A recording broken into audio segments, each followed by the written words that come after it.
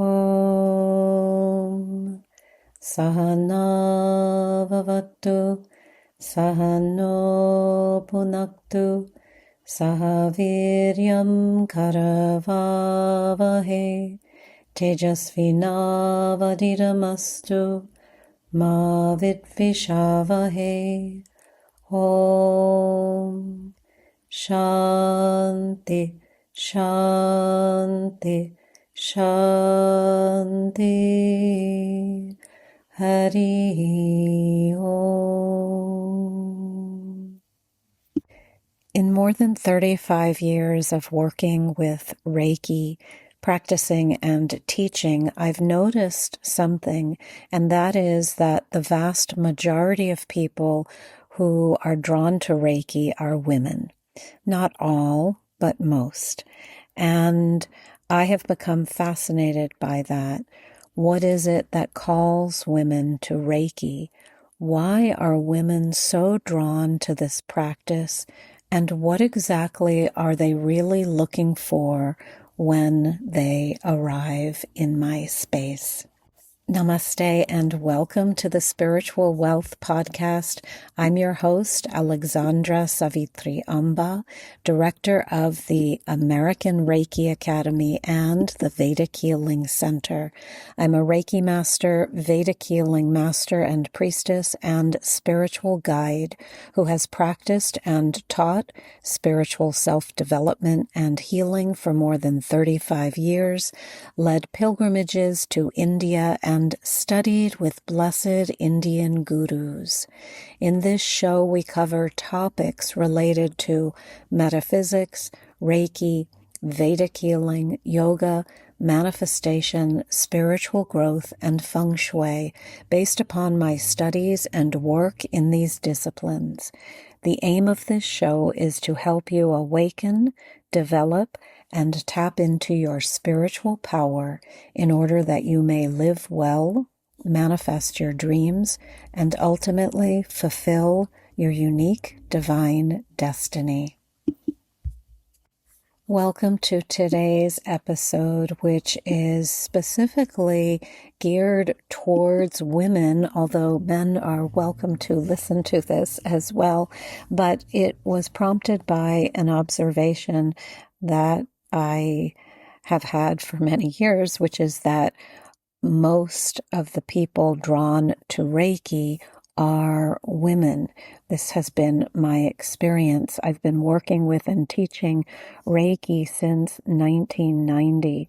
And what's interesting is that many of them come in not because necessarily they want to become healers. Some of them do, but many of them come because there's something in their life that isn't flowing. They may be feeling exhausted, overwhelmed. Perhaps they're caring for everyone else and have forgotten how to care for themselves. They are often at a crossroads, and it could be an important life change.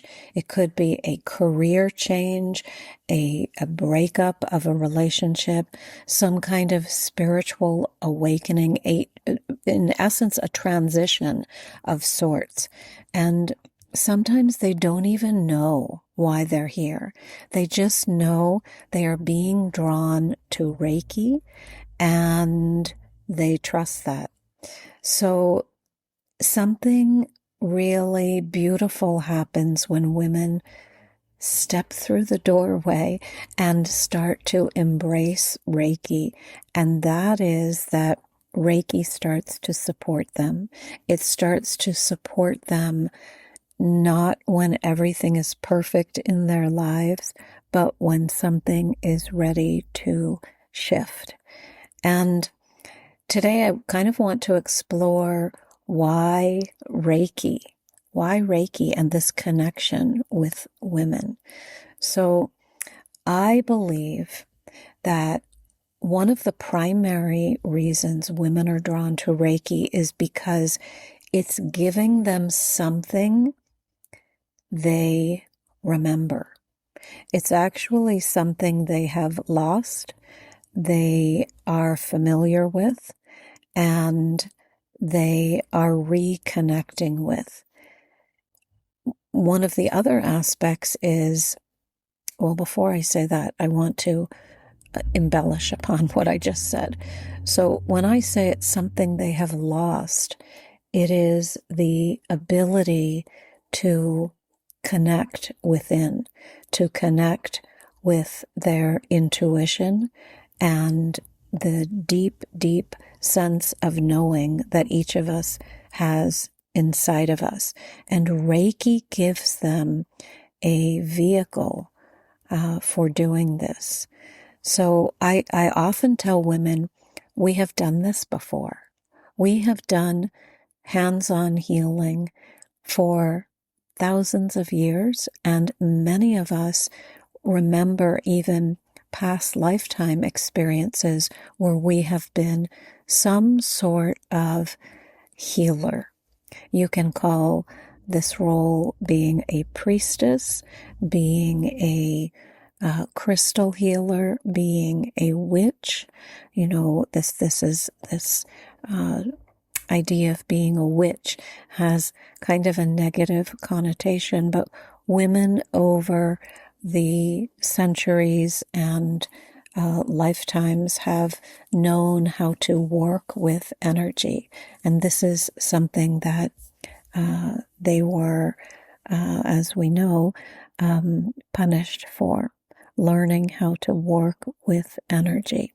And perhaps not always did they work with it in a beneficial way, but they were working with it as a non-force way to shift circumstances. So without working with the physical body, they were working beyond the physical plane in metaphysics. Metaphysics just means beyond the physical plane. So they remembered that they have deep powers within them to shift circumstances. And this is our impression of what witches may have been doing and how they affected change around them.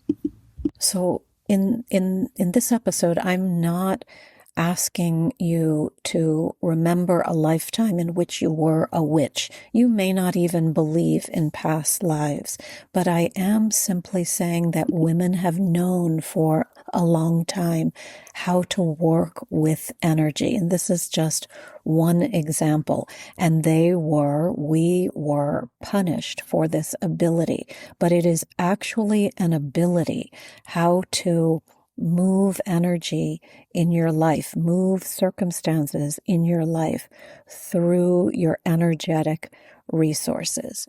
So when women are attracted to Reiki, I would say they are remembering.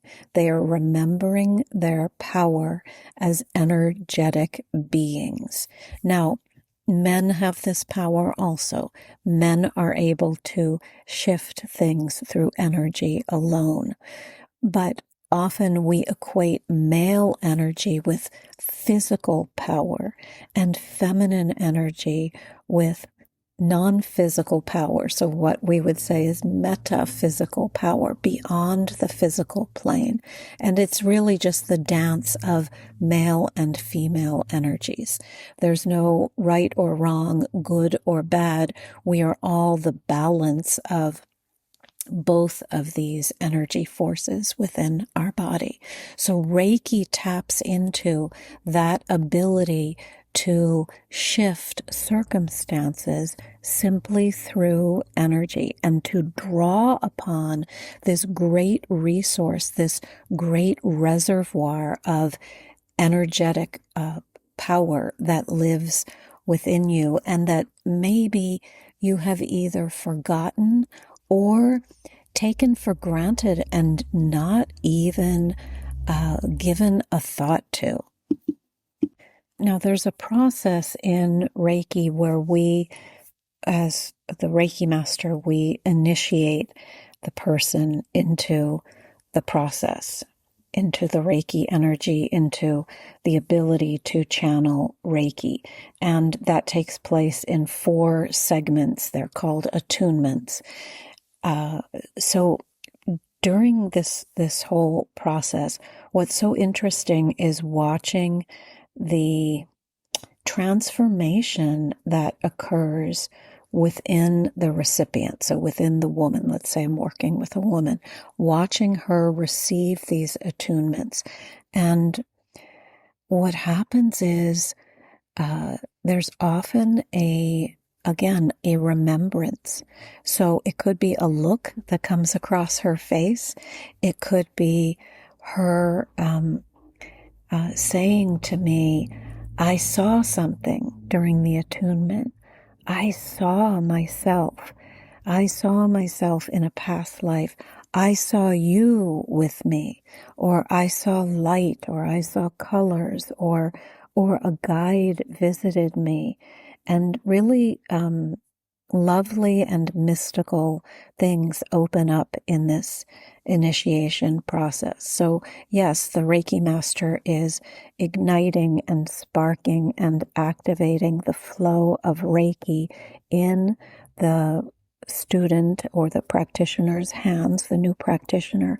But I'm also often triggering a remembrance. Not that I'm trying to, I'm just doing the process and allowing the process to give the woman what she needs, or the man, whomever I'm teaching. But for the purpose of this episode, I'm specifically talking about women. And it's sort of like a very ancient part of you is saying, oh yes, I remember this. I remember this. And it's such an interesting process because, again, the initiation takes place in 4 segments. So each attunement is different. And sometimes the first attunement is more about, you can see the person kind of letting go of their mental configurations and settling into this space. And once she understands, oh, this is what this attunement is going to be like, then she really lets go and starts to move into her intuitive body with the next few attunements. So I think what Reiki really gives to us, even though it is about the process of healing the self and others, it is also about trust, about the woman or the recipient of Reiki beginning to trust her awareness again, her intuition, her sensitivity, the messages that come to her when she is very quiet, when she is deeply in tune with herself. Part of Reiki is a practice. Part of it is teachings about hand positions, but part of it is much deeper and something that I cannot teach. I am the facilitator for opening up this flow, this remembrance in the person I'm working with. So I think right now why all of this matters is we're living in a time where people are searching for something deeper. This actually has been predicted in the ancient wisdom of India. This time on the planet marks a time of unrest and discord, but also what follows on the heels of that is a return to spiritual connection. So when I say we're searching for something, it isn't more information or more productivity. I mean, if you think about it, how productive can we be? How fast can the internet be? I mean, always the internet companies are trying to get us to upgrade to the faster speed. Just today I was on the phone speaking to the internet company, and they wanted me to upgrade. And, where is this going to end? The speed. The speed is not what we need. What we need is presence. I mean, at some point, if everything's going to be so accelerated, we're all going to be so wound up and crazed that life will become quite unmanageable and quite frantic and quite difficult to navigate. So the spiritual work and Reiki, because we're talking about Reiki today, is going to cause a slowing down. It's going to cause a connection with something real, a connection with yourself, with your innate intelligence. And that's why Reiki continues to call people. I think people are searching. They're searching for something deep, meaningful, beautiful, quiet, peaceful, grounded, and mystical. There is a bit of the mystical here. So Reiki answers a need that is very necessary, and that is the need to reconnect with ourselves, with one another, and to remember who we are at our core. I've said in many episodes that Guruji used to say to me that we must ask ourselves 3 questions every day. And those questions are, who am I? Why am I here? And how can I best fulfill my purpose? So something like Reiki causes us to quiet down all of the outside noise and to start deriving answers to these questions. The answers will shift as we grow and mature and change, and they must shift. Nothing stays the same on this planet, but the answers will deepen, and it's through this deep connection with the self that we derive through a practice like Reiki that we find great satisfaction, great peace, great tranquility, great bliss. The spiritual practice is the comprehensive spiritual practice is always about arriving at this state of bliss where nothing can touch us, nothing can disturb us, nothing can really knock us off our center. Always there are problems, always there are obstacles. Sometimes we feel like the obstacles and problems are getting more and more, but we return to center. And Reiki is one component. It's a beautiful component. It gives you the ability to really cultivate a space that is centered and tranquil, and it gives you the ability to expand your awareness, to deepen and expand your awareness and your beautiful intuition, which is waiting to wake up. I've also said before in many episodes that we are not taught in school to tap into our intuitive voices. I mean, if you have had the opportunity and the courage to follow your intuitive voice this lifetime, you are really doing quite well, I would say. But for the most part, we are taught to shut that down, to kind of put it on the back burner and to make it second to our intellectual voice, to what we think we should do. But as you start to tap into your intuition as well, you have this beautiful marriage of the male and female energies in your body, in your being. And this is where I think a more full self-expression is possible. So Reiki is a step. It's a step on the journey. It's a beautiful step. It is an accessible step. Reiki can either be experienced by you receiving healing or you deciding that you would like to learn how to do healing, how to do Reiki. It is a step. And if you feel like it's been calling you, if you found yourself reading about it or Googling it or wondering if it's something you should explore, I would encourage you to trust your curiosity. And often the things we're drawn to are trying to teach us something. They're there. I have said many times that I teach people who say, this Reiki has been coming up for me for a long time, and I finally feel this is the right time.